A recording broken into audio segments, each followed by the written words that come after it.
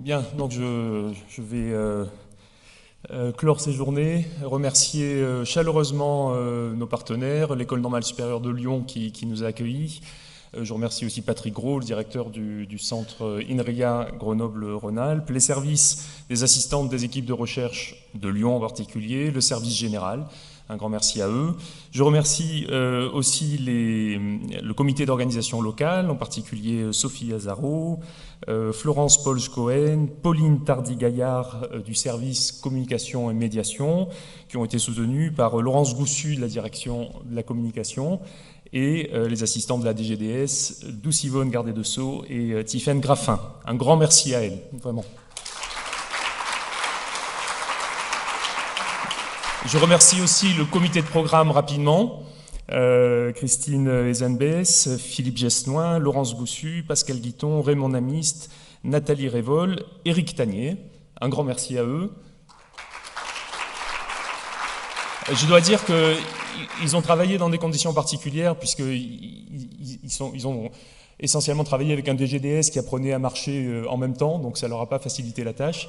Et donc ils n'en ont que plus de mérite à avoir réussi ce qu'ils ont fait. Je crois qu'on a vraiment tous beaucoup apprécié votre travail à tout point de vue. Voilà. J'ai oublié de citer quelqu'un dans le comité d'organisation. Je suis entouré de 7 précieux adjoints, que je remercie collectivement au passage d'ailleurs.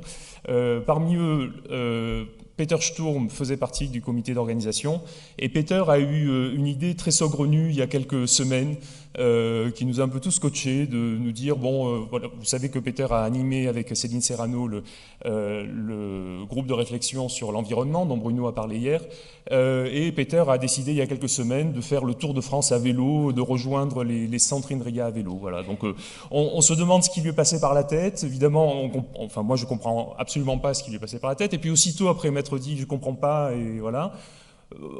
À la fois sans comprendre, on comprend quand même que ce genre de gestes saugrenus, décalés, bizarres, etc., parce qu'il est saugrenu, bizarre et décalé, nous pousse à nous décaler nous-mêmes un peu par rapport à ce qu'on fait, par rapport à notre impact, à réfléchir, etc.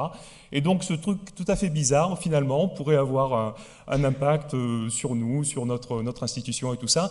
Donc je voulais finir par un petit clin d'œil à Peter, que j'ai appelé... voilà, donc là sur l'écran il y a le trajet que Peter doit faire. Alors j'espère qu'il y a quelques minutes il n'avait pas le réseau encore, donc j'espère que là ça va marcher. Peter, est-ce que tu m'entends? Je t'entends, oui. Ok, je crois que la salle t'entend aussi, donc est-ce que tu peux nous dire...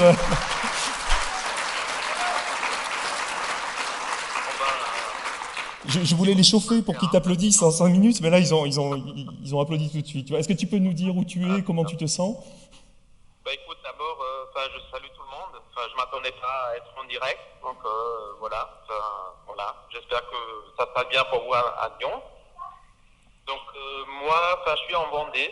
Donc je suis parti de La Rochelle ce matin et je suis à Luçon en Vendée. Et je roulais toute la matinée sous la tempête, donc j'ai jamais vécu ça. J'ai eu la grêle, la pluie horizontale, voilà, magnifique, quoi. Voilà. Donc tout va bien. Ok, écoute, on est ravis. Donc je vais essayer de tourner le téléphone vers la salle pour que tu entendes les tonnerres d'applaudissements qui vont t'encourager.